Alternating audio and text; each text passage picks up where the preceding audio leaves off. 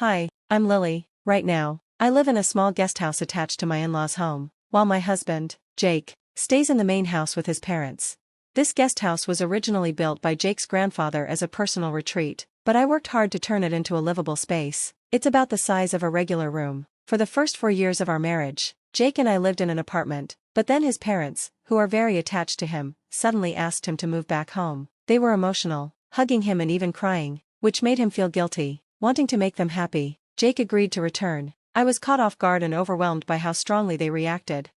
Jake and I met at work. He was hired as my junior. We dated for 4 years while he still lived with his parents, which made their bond even stronger. Even after we got married and moved into our own place, Jake was used to being taken care of. His parents had always pampered him, and he never had to do household chores.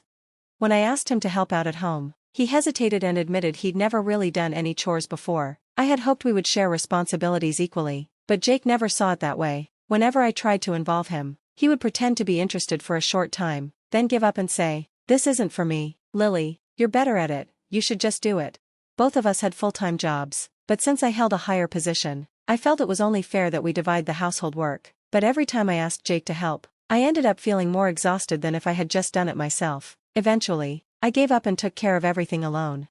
Things changed when I started working remotely. Jake was surprised to see me home all the time, but he eventually got used to it, or so I thought. Over time, I realized he didn't fully understand what working from home meant.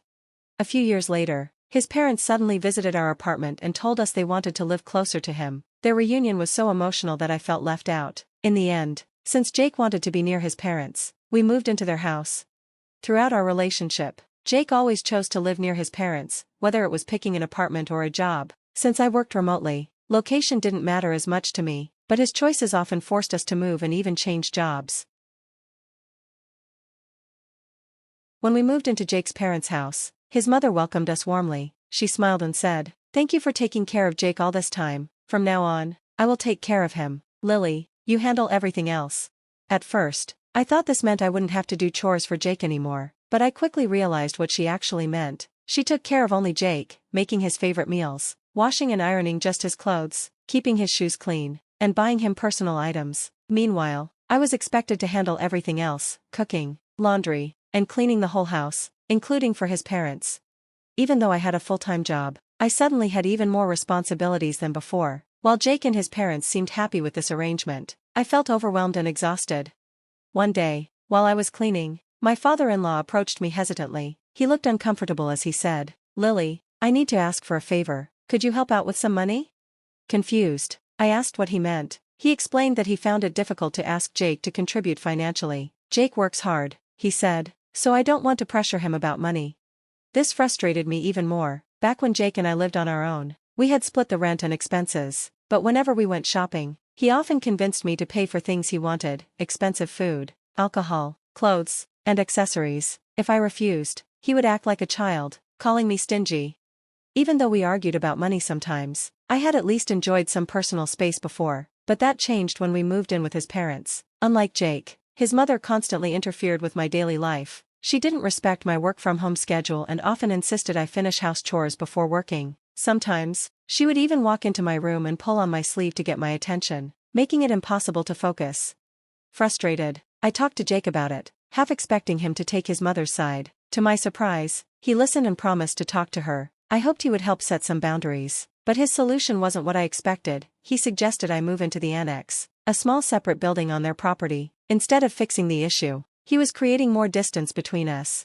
One day, half jokingly, I asked Jake, "What if I just tear down the annex and build a new house instead?"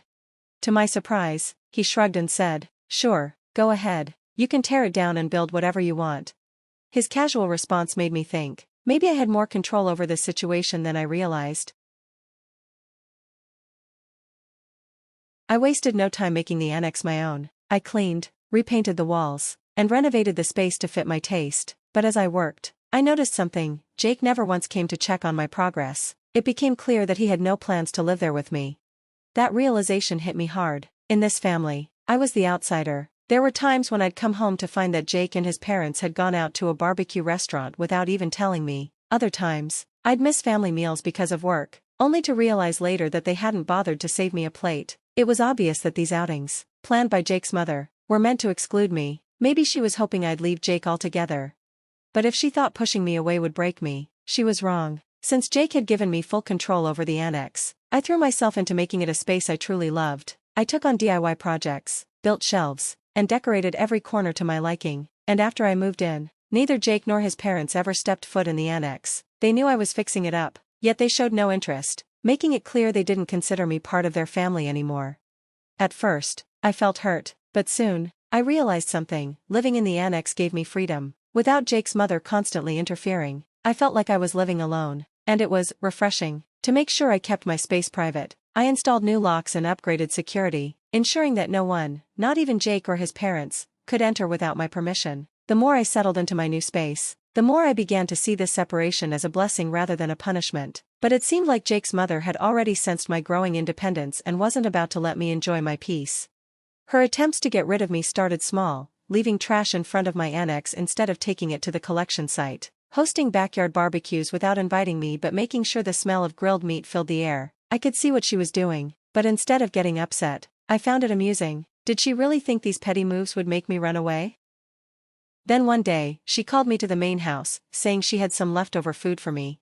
I knew there had to be more to it, but I went along anyway. When I arrived, she was sitting alone in the living room. With a dramatic flair, she slid a single piece of paper across the table, a divorce document. It was clear this was her real plan.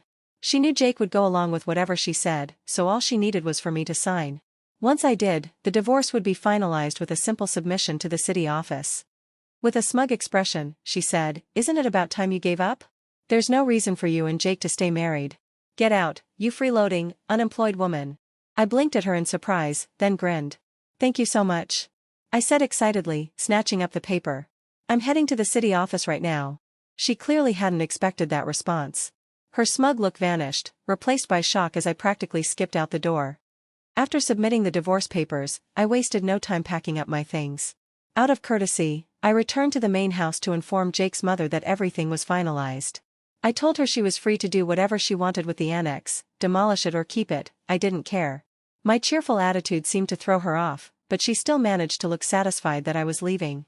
On my way out, Jake and his father finally seemed to realize what was happening. "Are you really leaving? What are we going to do without Lily?" they asked. I simply smiled.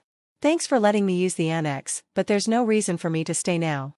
We're divorced, and it's time for me to move on." And with that, I walked away, heading straight to my new home, a beautiful, luxury apartment I had been planning to move into for a while. Not long after settling in, my phone rang. It was Jake's mother. "Lily," she started, her voice awkward. I answered cheerfully. "Oh, hi. What's up? How's everything going with the annex I used to live in?"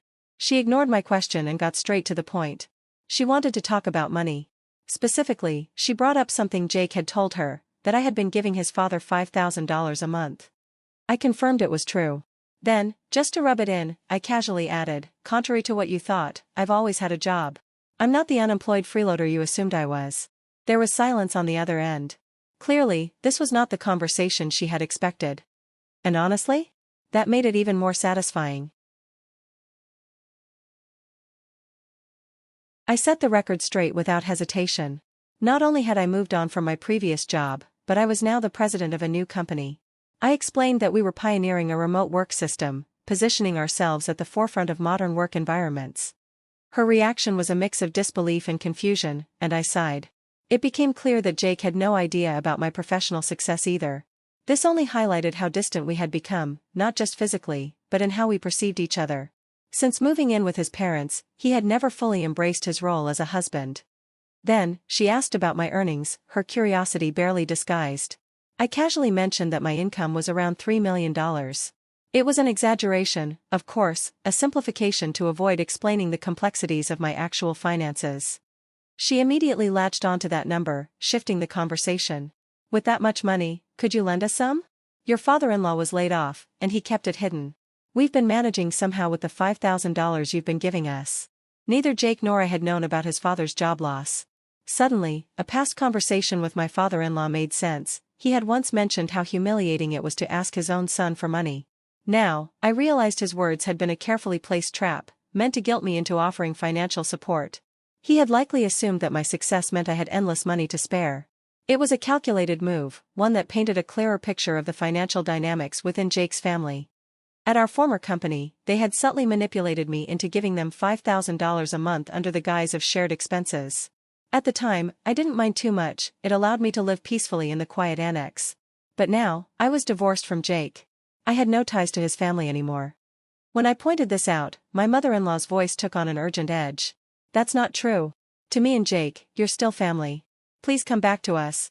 I nearly laughed at the audacity. They had spent so much time pushing me away, and now they wanted me back? It was clear they saw me as nothing more than a financial safety net. I'm really enjoying my life now, I told her, my voice calm but firm. Honestly, it feels no different from when I was married, except back then, I was mostly alone, and $5,000 was siphoned from me every month. I much prefer my current life. With that, I ended the call without hesitation. I couldn't understand why they thought I would ever return. My mother-in-law's plea, it must have been a last-ditch effort. In reality, Jake's salary was unimpressive, and his habit of dodging responsibilities was well established. I can't do it, he would often say, passing tasks on to others. This trait followed him in both his personal and professional life, making him unreliable and keeping him stuck as a regular employee with no salary advancements. With his father laid off and his mother a housewife, they struggled to maintain their large home. Eventually, they had no choice but to sell it. Now, all three of them, Jake, his mother, and his father, are crammed into the very cabin I once renovated for myself. While it was perfect for one person, it must be unbearably tight for three. Since then, I haven't given them much thought. I continue living my life peacefully, savoring the solitude and freedom that come with my newfound independence.